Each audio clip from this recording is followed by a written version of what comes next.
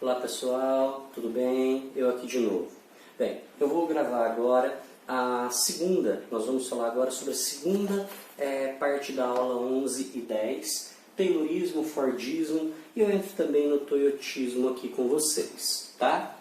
Bem, aqui nós temos, nesse primeiro momento, falando sobre a Revolução Industrial. Então fala da primeira Revolução Industrial, precárias condições de trabalho no ambiente fabril, riscos ocupacionais, prejuízos. A segunda Revolução Industrial passa a não ser mais somente Inglaterra, França, Bélgica, e passa para outros países, como Estados Unidos, né? E aí nós temos uma evolução da tecnologia. O ferro passa a ser substituído pelo aço, o vapor pela eletricidade, né? Surgem os carros, os aviões, especialização do trabalho, né? Surgimento dos meios de comunicação, como o telégrafo, depois o telefone. Tá? E aí nós temos a ideia do Taylorismo. Tá? O Taylorismo ele acreditava no trabalho com a aptidão de cada pessoa. Tá? Então, se você foi contratado para ser um cara que vai apertar parafusos, você vai ter que desenvolver da melhor forma possível isso. Tá? O cara que foi contratado para ser engenheiro, ele vai trabalhar como engenheiro. Então, ele acreditava que o trabalho das pessoas deveria acontecer de acordo com a aptidão de cada um. Tá bem? Então, em cima disso, o Taylor, ele viveu entre 1856 e 1915 e ele acreditava que a capacidade que cada um tinha de acordo com determinada função seria o que aumentaria essa produção. Tá? A produção, né, geraria lucro e o lucro geraria investimento na própria indústria para aumentá-la e desenvolvê-la. Tá? O princípio da administração científica é com ele. Então ele acreditava nesse processo da administração científica aqui, onde cada um deveria desenvolver a sua função dentro da indústria. Tá? Ele não aceitava a administração por incentivo, ou seja, você tentar dar ideias para poder galgar outro cargo. Se você foi contratado para esse cargo, é esse cargo que você vai desenvolver. Bem, aqui nós temos o planejamento do processo, né? Então ele acreditava que a indústria deveria planejar todo o processo de execução, um estudo do trabalho, abolir a ideia do empirismo, ou seja, quando você fosse desenvolver um trabalho, você já ter ciência de que aquilo vai funcionar. E a preparação, né, dos trabalhadores. Essa preparação dos trabalhadores ele considerava fundamental. Seria uma seleção de acordo com a aptidão de cada um, treino, ensino, aperfeiçoamento, especialização da tarefa. Quanto mais especializada a pessoa ficasse, mais ela ia produzir, mais lucro ela iria gerar. Tá? Controle do processo. A ideia dele era minimizar desperdícios operacionais, padronização e supervisão. Tá? E a execução que seria feita pelo próprio gestor da empresa. Aqui nós temos, né, algumas linhas de produção em série. Tá? Aqui uma linha de produção atual, né? E aí nós temos o seguinte, controle do ritmo. A ideia é, quanto mais você for se especializando, mais rápido você vai produzindo. Então, um ritmo cada vez mais intenso. Tá? O engessamento do processo, porque você não vai mudar de função, você dessa função vai continuar, e o trabalhador, ele nada mais é do que uma ferramenta. Tá? Aqui tem uma frase do Taylor muito interessante, que fala o seguinte: o principal objetivo da administração deve ser o de assegurar o máximo de prosperidade ao patrão e, ao mesmo tempo, o máximo de prosperidade ao empregado. Fordismo. Né? O Fordismo, Henry Ford, ele viveu de 1863 a 1914. Tá? Tem uma frase muito interessante, eu acho muito legal essa frase dele, que fala: há uma regra para as indústrias que é fazer a mercadoria de melhor qualidade possível no menor custo possível, pagando o mais alto salário possível. Ou seja, o Ford ele acreditava que seus funcionários deveriam ganhar bem, porque ganhando bem eles iriam estar satisfeitos, iriam gerar mais lucro para ele e também consumir aquele produto que eles estavam produzindo. Tá? Era necessário para ele que os seus funcionários tivessem os seus carros, produzissem, né, consumissem esses carros que eram produzidos e fariam propaganda positiva, né, em cima daquele produto que eles produziam. Tá? Então nós temos aí, dentro da ideia do Fordismo, produção em massa, produtos padronizados. Tá? Tem até uma frase muito interessante no próximo slide que vai falar assim, do primeiro carro feito em série no mundo, que é o Ford T. Você pode ter o Ford T na cor que você desejar, desde que seja preto, tá? Porque só produziam carros pretos nessa época.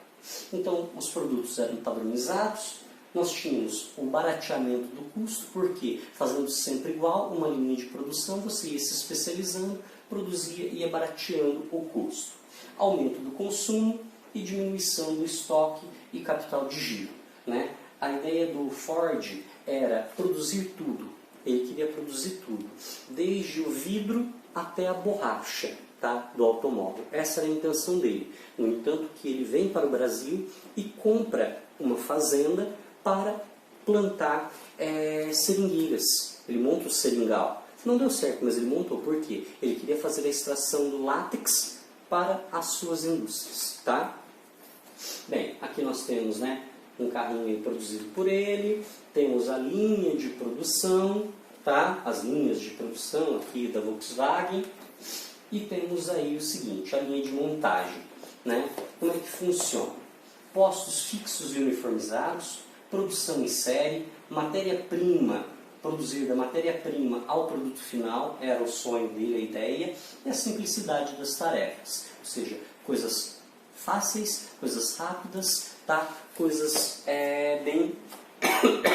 bem tranquilas, tá? Simplificar as atividades. Bem, aqui nós temos uma linha de produção da época, temos uma linha de produção moderna. Dentro do Fordismo ainda, possuímos em abundância tarefas que exigem cérebro ativo e homens que no trabalho de repetição se revelam de mentalidade ativa, não permanecem nele por muito tempo. É uma ideia, uma fala do Ford. E aí temos aí a sobreposição dos modelos. Ritmo, né, cronômetro versus linha, produzir e aumentar a produtividade. Temos aí o homem, que é o apêndice da máquina, segundo Marx, tá?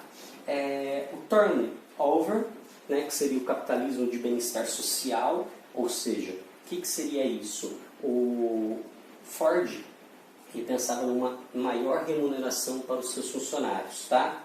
Compensações não monetárias também. Essas compensações não monetárias seriam férias, ele poder tirar dias de folga, descansar, essas coisas, tá? Então temos aí assistência médica, habitação, pensões, né, agências de emprego, treinamento interno, times esportivos, clubes sociais. Ele acreditava que você fazendo tudo isso melhoraria o rendimento dos funcionários, tá?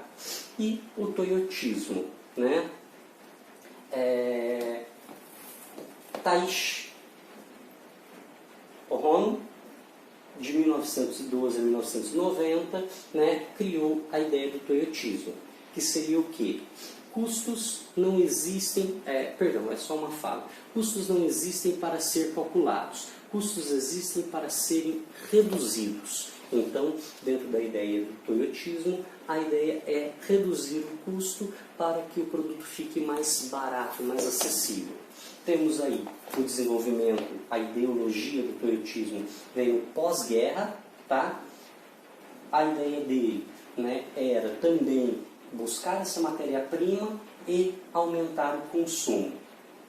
Temos a ideia da padronização em larga escala, então fazer produtos em linha de série em larga escala, avanço tecnológico, então os produtos do toyotismo são produtos com tecnologia, qualidade e personalização.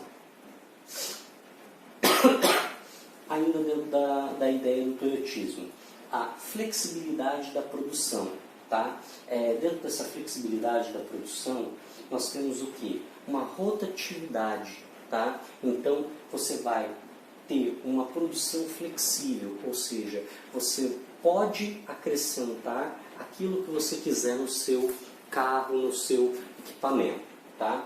Então, temos aí muito forte dentro da ideia do toyotismo o controle de qualidade. Nós temos, né, a autonomia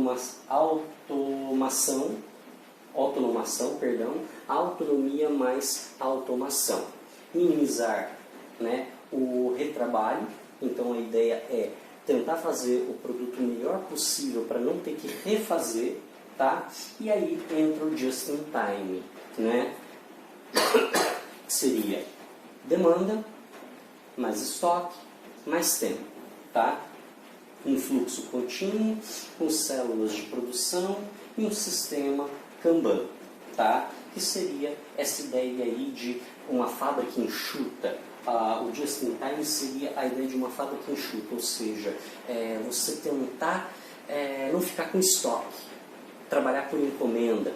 Então, uma rotatividade muito grande. Essa seria a ideia do just in time. Tá? Então nós temos aí equipamentos, estoques, funcionários, terceirização. O que você conseguir adiantar seria melhor dentro da ideia do toyotismo. Tá? Bem, saúde do trabalhador.